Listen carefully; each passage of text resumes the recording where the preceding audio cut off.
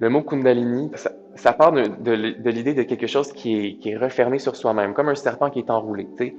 C'est la métaphore la plus courante, là, le serpent enroulé à la base de la colonne vertébrale.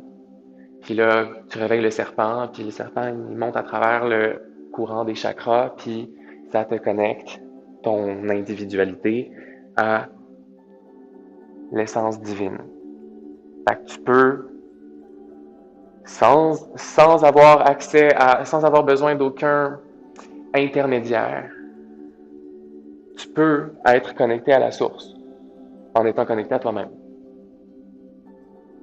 Donc, on n'a pas besoin de remettre notre pouvoir dans les mains d'un prêtre ou d'une autorité autre que nous-mêmes. C'est là où on parle de yoga de la souveraineté. T'sais.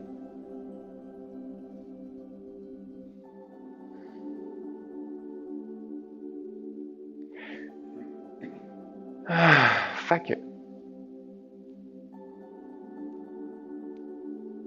notre conscience, elle peut être limitée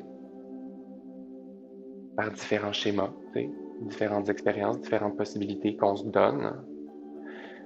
Ou notre conscience, elle peut prendre de l'expansion. Tu peux être pris dans des schémas de survie, dans des patterns de survie, ou tu peux t'élever dans tes patterns de survie et accéder un petit peu à du plaisir une fois de temps en temps, à arrêter de juste comme être dans la précarité puis l'austérité, on va dire. T'sais. Puis, éventuellement, ben, il y a des dynamiques de pouvoir qui peuvent commencer à prendre place. Et soit que ta relation au pouvoir est équilibrée ou pas, tu sais. Puis à un moment donné, ben, tu trouves un équilibre dans ta relation au pouvoir, puis tu trouves une façon de te mettre au service. Tu fais en sorte que ton pouvoir à toi, ton pouvoir personnel, il prend un sens. Il se met au service de quelque chose de plus grand que toi. Puis éventuellement, ben, tu rentres en harmonie, tu cherches l'harmonie. Tu trouves une façon de dire non, puis de dire oui, puis de mettre des barrières, puis de mettre des limites pour filtrer et harmoniser, non seulement toi t'harmoniser à ton environnement, mais harmoniser ton environnement à toi. Fait que, tu fermes des portes puis t'en ouvres d'autres. Ce que je suis en train de dire là, c'est d'énumérer toutes les étapes à travers nos chakras. Ta survie, c'est ton premier chakra. Ton plaisir, c'est ton deuxième chakra. Ton pouvoir, c'est ton troisième chakra.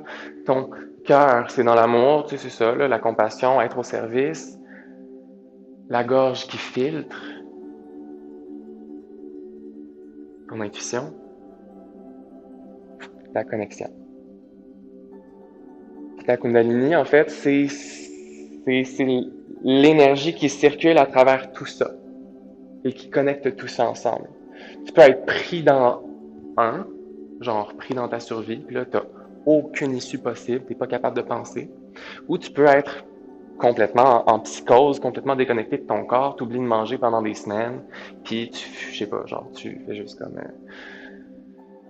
danser.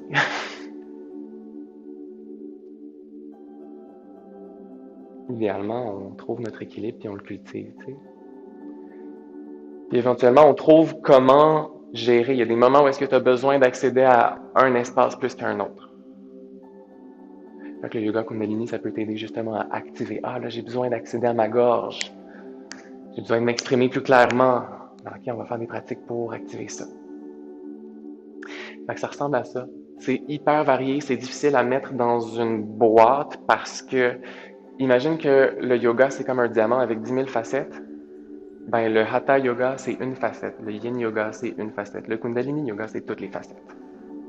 Le yoga, c'est le Kundalini Yoga. C'est comme Kundalini égale yoga. Yoga égale union. Union des polarités entre le ciel et la terre.